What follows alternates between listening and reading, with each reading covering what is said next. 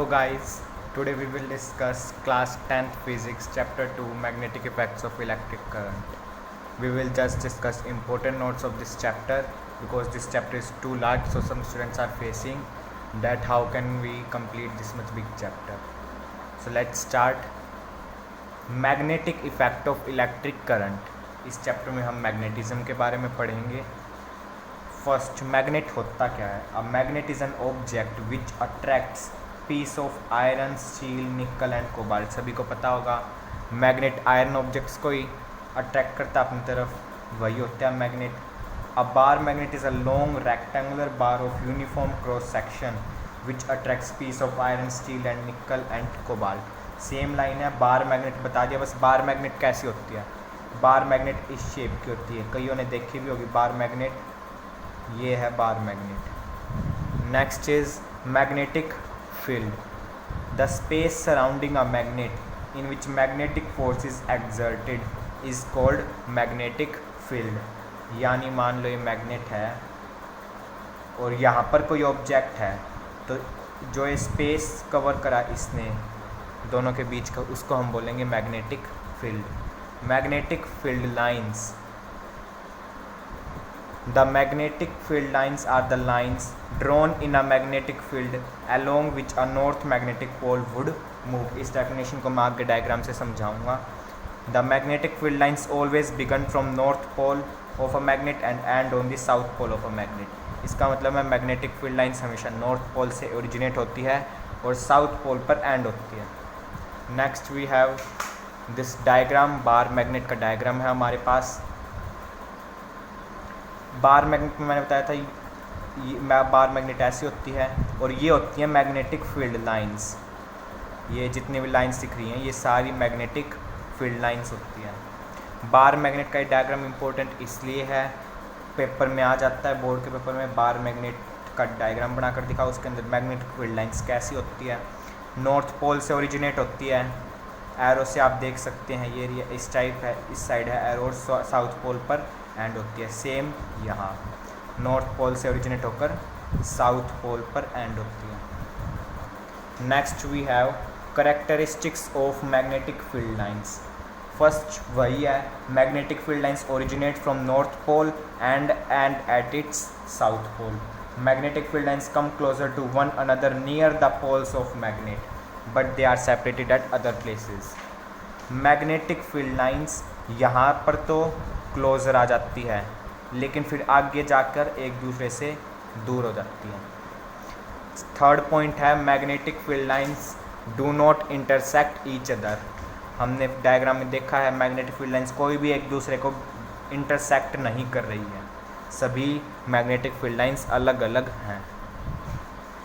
Next topic we have magnetic field patterns produced by current carrying conductor having different shapes. इसके अंदर हम तीन type के conductors पढ़ेंगे, आ स्ट्रेट कंडक्टर और straight wire carrying conductor, a circular loop और circular wire carrying conductor, a solenoid long coil of wire carrying current. First we will discuss straight current carrying wire. Straight current carrying wire का अगर हम diagram देखें तो ये रहा, ये है स्ट्रेट करंट कैरिंग वायर का डायग्राम। ये सर्किट बना लिया हमने साइड में और ये है मैग्नेटिक फील्ड लाइंस और डायरेक्शन की, इन डायरेक्शन की भी बताऊंगा मैं इनको आपको। अब हम ये लाइंस पढ़ेंगे। The magnetic field lines around a straight current straight wire are concentric circles whose centres lie on the wire. Concentric circles आपको पता होगा, ये होते हैं कॉन्सेंट्रिक सर्कल्स। ये कॉन्सेंट्रिक सर्कल्स ये होते हैं, इसी शेप में है, इसके अंदर सेंटर ये है। The magnetic field lines are circular in nature. Magnetic field line circular है। The magnitude of magnetic field lines produced by a straight current carrying wire at a given point is directly proportional to the current passing in the wire and inversely proportional to distance of that point from the wire. ये तीन line इसके बारे में important थी। अब हमने direction कैसे निकाली? डायरेक्शन निकाली हमने राइट हैंड थंब रूल। एक मैक्सवेल नाम का साइंटिस्ट था, उसने ये रूल निकाला और उसको नाम दिया Maxwell's right hand thumb rule. इस रूल से हमें क्या पता चलता है, imagine that you are grasping और holding the current carrying wire in your right hand, ये इसका डायग्राम है, and so that your thumb points in the given direction of current, ये जो थंब है ये करंट की तरफ पॉइंट करे, then the direction on which your finger in circle, तो जिस साइड आपकी फिंगर इन सर्कल होगी वो मैग्नेटिक फील्ड्स की डायरेक्शन दर्शाएगा। तो हम इसमें देखेंगे करंट ऐसे जा रहा है तो हम करंट की तरफ थंब ऐसे पॉइंट करेंगे तो हमारी मैग्नेटिक फील्ड लाइंस कैसे आई, ऐसे आई, तो हमने इसमें इसी तरीके से करंट की डायरेक्शन शो कर दी। Next is magnetic field pattern due to circular loop. अब हम सर्कुलर लूप के बारे में डिस्कस करेंगे, ये है इसका डायग्राम, ये होता है सर्कुलर लूप, ये आप बनाना चाहो तो बना सकते हो, ये हमने सर्किट बना दिया नीचे, इसमें हम कुछ इंपॉर्टेंट पॉइंट्स पढ़ेंगे, डायरेक्शन मैं इसकी भी बताऊंगा। The magnitude of magnetic field produced by a current carrying circular loop at its centre is, इसकी करेक्टरिस्टिक्स पढ़ेंगे हम, directly proportional to current passing through the circular loop and inversely proportional to radius of circular loop. इसमें यही 2 line करनी है आपको। Clock face rule, इसकी वजह से हमने इसकी डायरेक्शन निकाली है। क्लॉक फेस रूल क्या कहता है, if the current around the face of circular wire flows in clockwise direction then that face of circular wire will be south pole. अगर करंट क्लॉकवाइज डायरेक्शन में जाएगा तो साउथ पोल होगा, अगर current anti clockwise direction में जाएगा तो north pole होगा। अब इसमें करंट जा रहा है ऐसे क्लॉकवाइज, तो यहाँ हो गया नॉर्थ, और इसमें जा रहेगा ऐसे साउथ, तो इसमें ये ऐसे ही जाते रहेंगे एंटी क्लॉकवाइज और यहाँ क्लॉकवाइज, और ये बीच में होता है एक स्ट्रेट मैग्नेटिक फील्ड होती है। आप इसमें ये पॉइंट भी ऐड कर सकते हैं, in circular loop magnetic field lines is straight at the centre.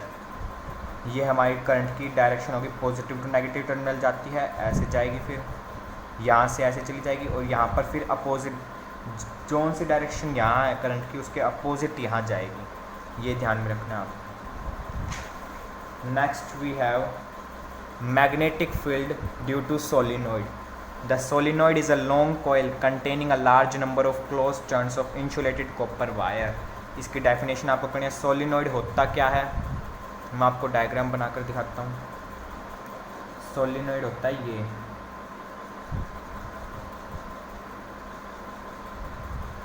ये सोलिनॉइड होता है, इसके अंदर करंट कैसे जाएगा हम पढ़ेंगे। The magnetic field produced by a current carrying solenoid is similar to the magnetic field produced by bar magnet. अगर हमने थोड़ी देर पहले बार मैग्नेट का डायग्राम देखा था, तो उसमें भी ऐसे ही फ्लो हो रहा था करंट, किसी ने ध्यान से समझा हो तो उसको पता चल जाएगा। अब हम इसके बारे में देखेंगे। नीचे सर्किट आ गया, पॉजिटिव स्विच, ये थोड़ा यहाँ आएगा, पॉजिटिव नेगेटिव, तो यहाँ पर करंट फ्लो करेगा ऐसे। यहाँ पर हम लाइन्स बना देंगे, एक स्ट्रेट बनेगी बीच में और फिर ऐसे। बार मैग्नेट में हमने जैसे बनाया था ना, वैसे ही बनाना है।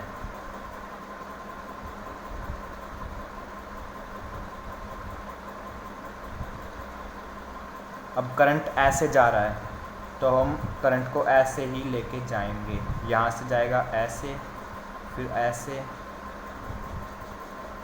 ये हो जाएंगी करंट की डायरेक्शंस। नेक्स्ट ये जा रहा है, ये हो जाएगा north pole south pole. North pole से ओरिजिनेट होता है करंट, ऐसे जाएगी फिर डायरेक्शन इनकी, और साउथ पोल पर एंड होता है। नॉर्थ पोल से ओरिजिनेट होकर साउथ पोल पर आ गया करंट। ये था सोलिनॉइड। मेरा थोड़ा डायग्राम अच्छा नहीं बना, आप बुक में देख सकते हैं, आपको अच्छे से समझ में आ जाएगा।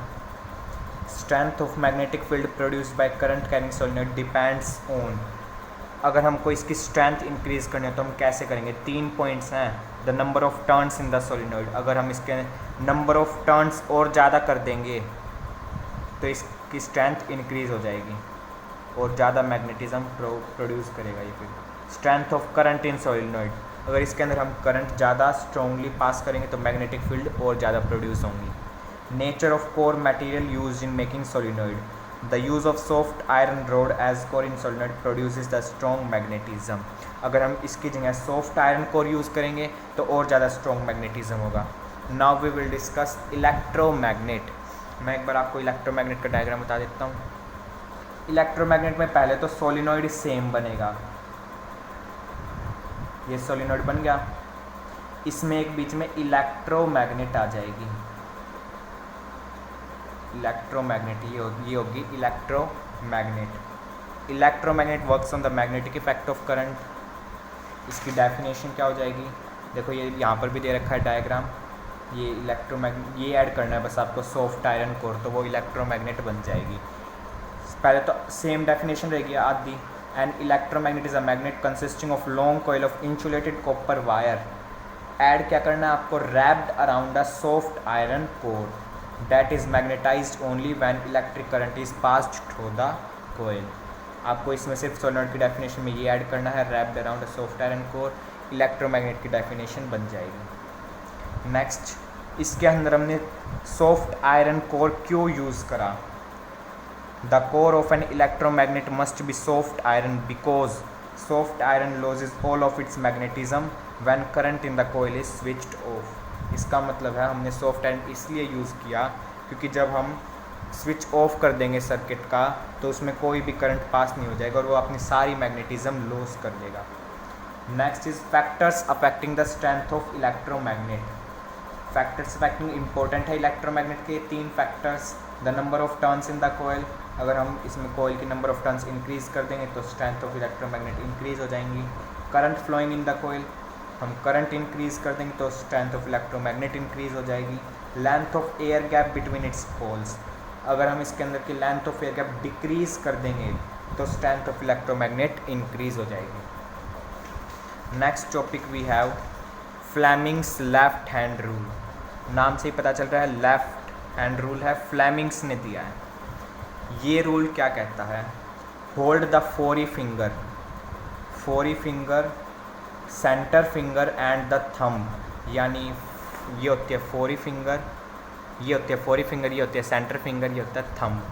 अगर हम इन तीनों को इस तरह से होल्ड करें कि वो एक दूसरे से म्यूचुअली परपेंडिकुलर हो, यानी ऐसे बनेगा। Adjust your hand in such a way that four finger points in the direction of magnetic field. हमको हैंड ऐसे एडजस्ट करना है कि जो ये फोरी फिंगर हो ये तो पॉइंट करे मैग्नेटिक फील्ड की तरफ और सेंटर फिंगर पॉइंट करे करंट की तरफ, तो जिस साइड थंब पॉइंट करेगा वो हो जाएगा हमारा फोर्स। डायग्राम में आप देख सकते हैं लेफ्ट हैंड है, ये हो गई सेंटर फिंगर यानी थर्ड फिंगर, फोरी फिंगर होती है सेकंड फिंगर और ये हो जाएगा, ये है थंब। इसमें और रफली डायग्राम बना रखा है, मैग्नेटिक फील्ड, फोर्स और मोशन, करंट, ये होता है फ्लेमिंग्स लेफ्ट हैंड रूल। ये हमारे इलेक्ट्रिक मोटर में काम आएगा करंट की डायरेक्शन फाइंड करने के लिए। अब हम पढ़ेंगे electric motor. First, electric motor होता क्या है। A motor is a device which converts electrical energy into mechanical energy, यानी मोटर एक ऐसी डिवाइस है जो इलेक्ट्रिकल एनर्जी को मैकेनिकल एनर्जी में कन्वर्ट करेगा। याद रखनी है आपको ये डेफिनेशन। अब जो हम इलेक्ट्रिक मोटर डिस्कस करेंगे वो डीसी मोटर होगी। डीसी के बारे में मैं आपको इलेक्ट्रिक मोटर के बाद अच्छे से डिटेल में बताऊंगा, अभी सिर्फ आप मोटर याद रखिए। प्रिंसिपल ऑफ मोटर, इसका मेन बेसिक प्रिंसिपल क्या है। A motor works on the principle that when a rectangular coil is placed in magnetic field and current is passed through it, a force acts on the coil which rotates it continuously. इसका मतलब है जब हम एक rectangular कोयल को magnetic field में place करेंगे और करंट पास करेंगे तो वो कोयल रोटेट होगा अपने आप और मैकेनिकल एनर्जी प्रोड्यूस होगी। Construction of a motor, construction देखेंगे हम इसकी। इसमें आपको कंस्ट्रक्शन में लिखना है इस डायग्राम के अंदर हमारे कौन कौन सी चीज़ें यूज़ हुए हैं। डायग्राम से आपको सब समझ में आ जाएगा। फर्स्ट इज़ कॉम्यूलेटर, कॉम्यूलेटर को हम स्प्लिट रिंग्स भी बोलते हैं। स्प्लिट रिंग्स का क्या फंक्शन होता है, a device which reverses the direction of current is called commutator. ये स्प्लिट रिंग्स की डेफिनेशन फंक्शन जो भी आप मान सकते हो। The function of commutator is to reverse the direction of current, same line है। Next is function of carbon brush. Carbon brush is to make contact with the rotating rings of the commutator and throw them to supply current to the coil। इसके बजाय आप ये line भी लिख सकते हैं, carbon brushes are used so that our circuit does not get twisted. अगर मैं आपको डायग्राम में बताऊं तो ये x और y है split rings and p and q क्या है, कार्बन ब्रशेज। और हम इसके कंस्ट्रक्शन में और पॉइंट्स लिखना चाहे तो लिख सकते हैं। फर्स्ट पॉइंट तो हमने करा commutator, second point carbon brushes, third point हम कर सकते हैं मैग्नेट। मैग्नेट का क्या काम होता है, ये दोनों है magnet, it produces magnetic field. Fourth point हम लिख देंगे रेक्टेंगुलर कोयल। रेक्टेंगुलर कोयल कौन सा है डायग्राम में, ये है रेक्टेंगुलर कोयल, इसको हम आर्मेचर भी बोल सकते हैं। Rectangular coil it is placed between the permanent magnets. Fifth point भी लिख सकते हैं आप बैटरी। क्वेश्चन अगर ज़्यादा नंबर में आ गया तो आप और पॉइंट्स भी लिख सकते हैं। Battery it produces current. अब हम इसकी वर्किंग देखेंगे।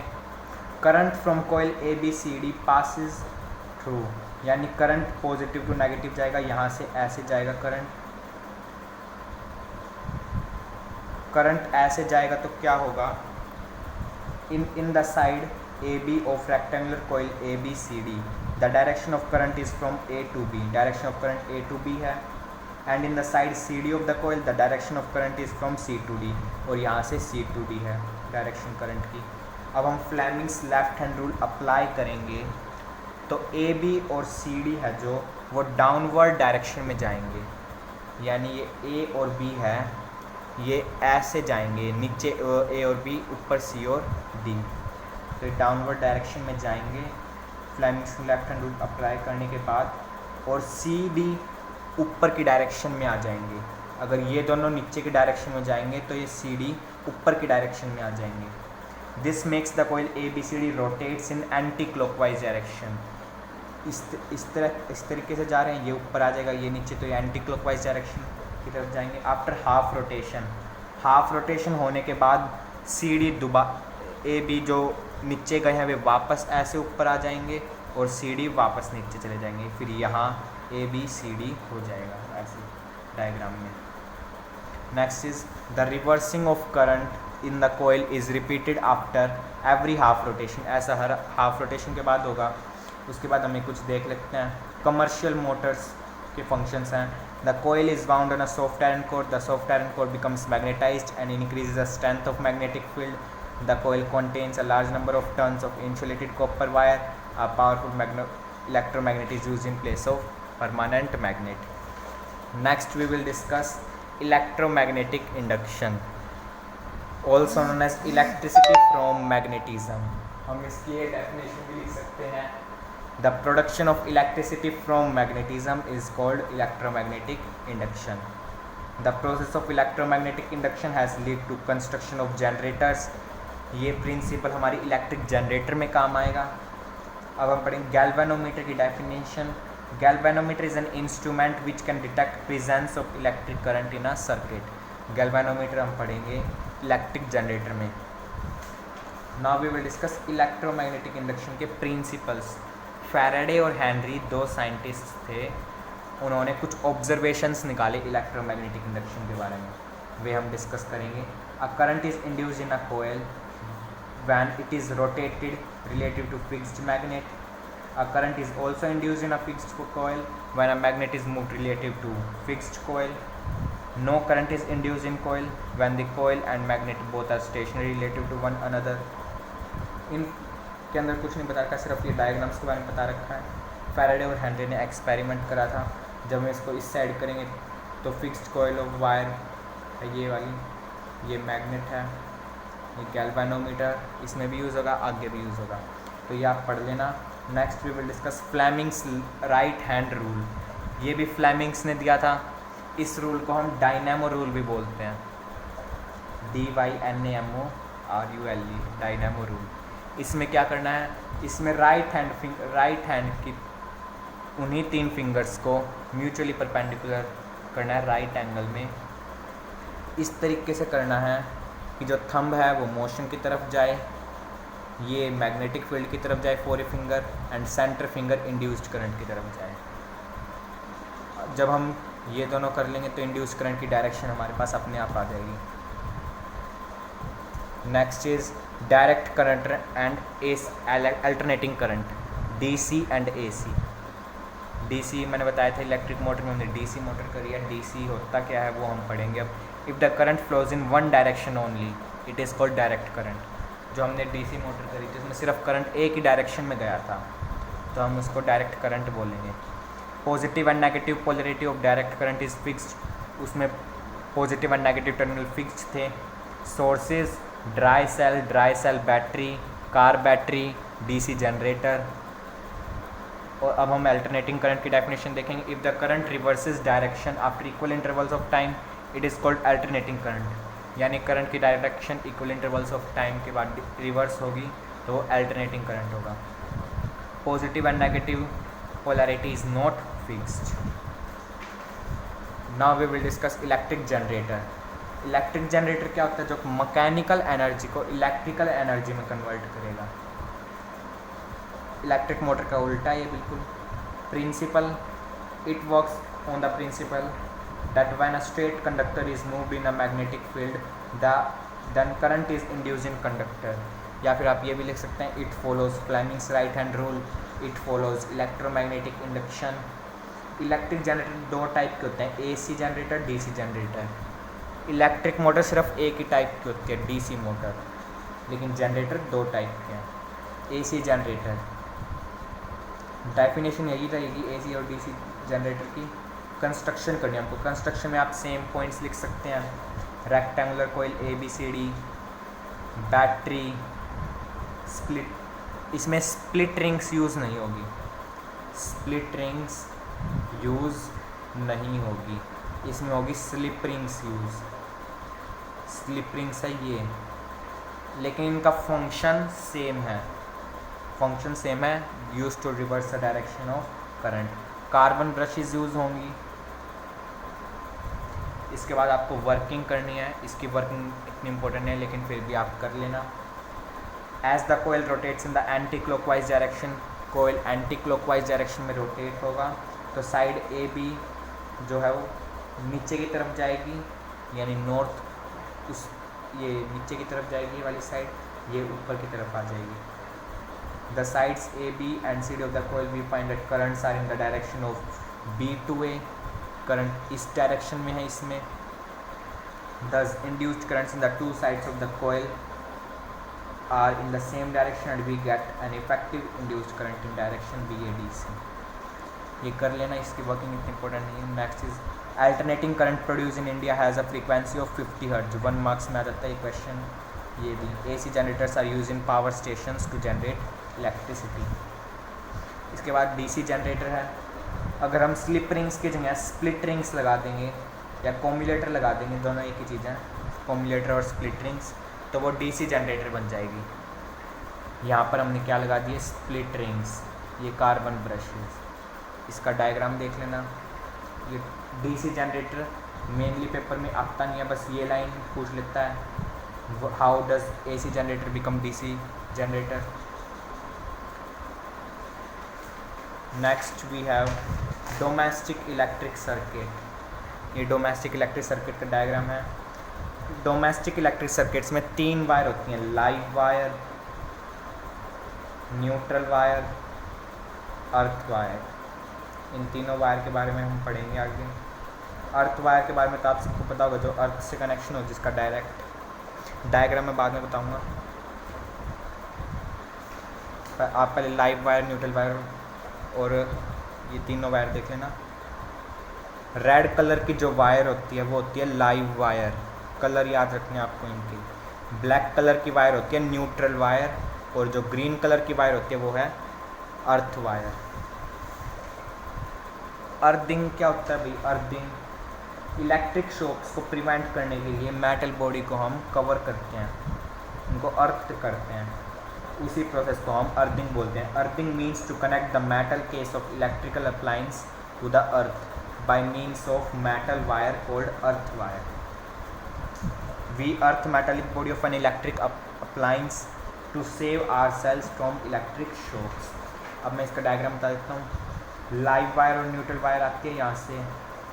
लाइव वायर सिर्फ मेन फ्यूज़ में से जाती है, न्यूट्रल वायर मेन फ्यूज़ में से नहीं जाती। फिर आता है मेन फ्यूज़ के बाद मीटर में से लाइव वायर न्यूट्रल वायर दोनों जाएगी, अर्थ वायर भी जाएगी। अर्थ वायर अर्थ कनेक्शन से आ जाएगी यहाँ। फिर आता है मेन स्विच में लाइव वायर न्यूट्रल वायर जाएगी, अर्थ वायर नीचे से आएगी, नीचे से कनेक्ट होती है ये स्विच। फिर आता है कंज्यूमर फ्यूज़ में से सिर्फ लाइव वायर जाएगी, न्यूट्रल वायर अर्थ वायर नहीं जाएगी। फिर आगे आपके अप्लाइंसेस कनेक्ट होना शुरू हो जाते हैं। स्विच, ये आ गया बल्ब। फिर इसके बाद आप कुछ भी कनेक्ट कर सकते हो, फ़ैन कर दिया, फिर और कोई सी लाइट नहीं हो, लाइट कर दी। पेपर में आ जाता है ये draw domestic electric circuits and connect bulb, fan, other light. इसमें फिर आपको थर्ड करना हो तो ऐसे ही करना है सेम। यहाँ स्विच बना दिया, यहाँ बल्ब लगा दिया, सेम होगा बिल्कुल। Next is electric fuse. An extremely large current can flow in domestic wiring under two circumstances: short circuiting and overloading. Short circuiting क्या होता है? Touching of live wire and neutral wire directly is known as short circuiting. जब red और black colour की wire touch हो जाएंगी directly तो हम उसको शॉर्ट सर्किटिंग बोलेंगे। ओवरलोडिंग क्या, मैं आपको एक एग्जांपल देता हूँ कि स्विच में वोल्टेज है 40 वोल्ट और हम उसको 200 वोल्ट का करंट प्रोड्यूस करेंगे, 200 वोल्ट की पावर प्रोड्यूस करेंगे, तो ओवरलोडिंग हो जाती है। If too many electrical appliances of high power rating are switched on at the same time they draw an extremely large current from the circuit, this is known as overloading. अब हम fuse के बारे में discuss करेंगे। Fuse important topic है chapter का। A fuse is a safety device having a short length of a tin plated copper wire having low melting point. किसका बना होता है? tin plated copper wire. Characteristics: low melting point, which melts and breaks the circuit if the current exceeds a safe value. ये heating effect of electric current को follow करता है, उसका principle लगेगा इसमें। फ्यूज़ वायर हमेशा सीरीज़ में connect होती है। Next is a pure copper wire can not be use as fuse wire. Pure copper wire use नहीं होगी फ्यूज़ बनाने में, tin plated copper wire use होगी। The fuse wire must have proper thickness which depends on the maximum current which household wiring can safely carry. तो ये था आपका chapter number 2। अगर आपको किसी टॉपिक में कोई डाउट हो तो आप बता सकते हैं कमेंट सेक्शन में। नेक्स्ट वीडियो में मैं आपको आपके डाउट्स क्लियर कर दूँगा। और अगर थैंक यू।